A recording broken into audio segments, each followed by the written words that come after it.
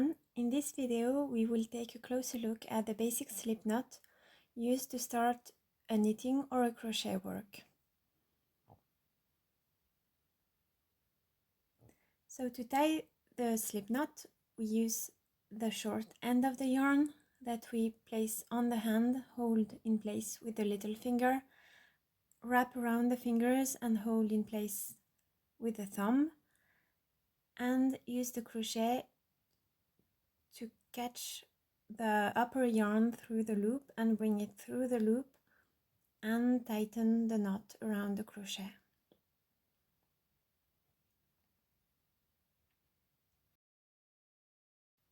So the slip knot tightens when you pull on the yarn ball side of the yarn, loosens when you pull on the short side, and so yarn ball side tightens it. And to remove the knot, just take away the crochet and pull on both ends of the yarn and the slip knot will disappear. This basic slip knot can also be used when starting a knitting. So it works the same, but we leave a bit more yarn in the beginning before tying the knot. Otherwise, the knot itself is exactly the same. Hold it in place with the little finger, wrap around the fingers and hold in place with the thumb, and use the needles to catch the upper yarn and bring it through the loop and tighten around the needles. And the slip knot works exactly the same. When you pull on the short end, it loosens and tightens when you pull on the yarn ball side of the yarn. So we left much more yarn in the beginning, and we also used 2 needles to tie the knot instead of just one. So both have a reason.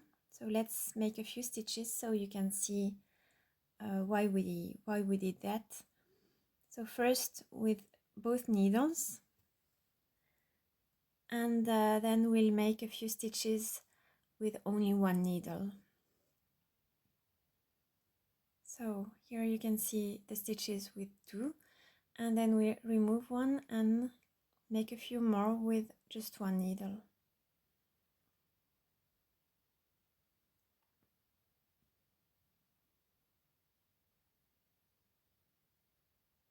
So the first thing that you can notice is that the yarn we left in the beginning has reduced quite a lot because it was used up by the stitches. And the second thing is that you can notice the tension is very different in the stitches we made with 2 needles compared to the ones we made with just one, and that will impact on the first row of the knitting. Now let's see what happens if we switch the sides of the yarn. So instead of using the yarn ball to wrap the yarn around the fingers, we use the short end.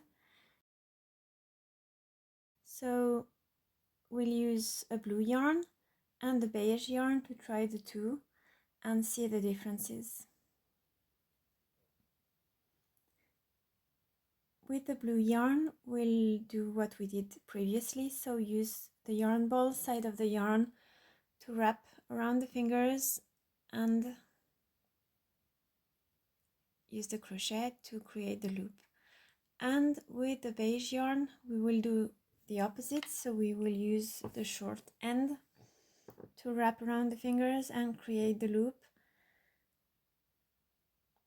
and otherwise it's the same knot.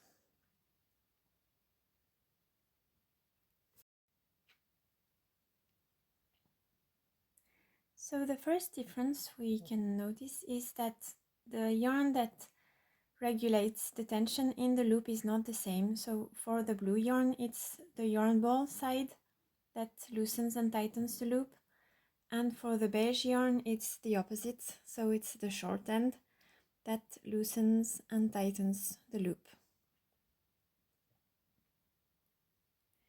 The first thing that will have an impact on is the first stitch of a chain stitch. So with the blue yarn it will not be an issue because the yarn ball side is the one that regulates, so you can easily loosen the loop to create the first stitch. But with the beige yarn, because the short end is the one that loosens and tightens the loop, when you do a chain stitch, we hold that end with the finger, with the thumb and the forefinger, so it tends to tighten the loop when you try to do the first stitch of a chain stitch, and it makes it much harder. The beige yarn can be used for a different start, so instead of using the loop as the first stitch of a chain stitch, we use it as the base for a first row of single crochet stitches. So we loosen it and then make the stitches inside the loop.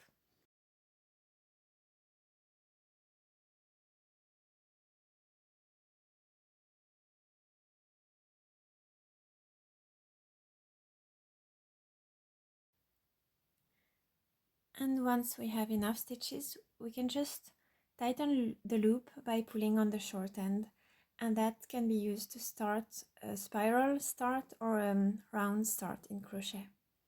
Now let's try it with the blue yarn. So it's not gonna work, but let's try it anyways so we can see what the issue is.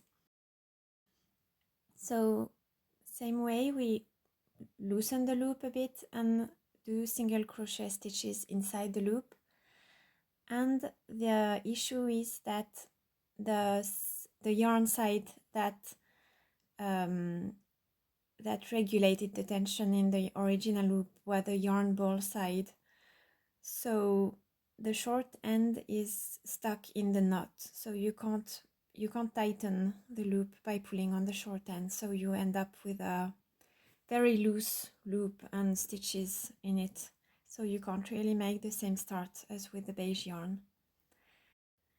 And as usual in crochet, to undo everything, you just pull on the yarn and everything comes undone.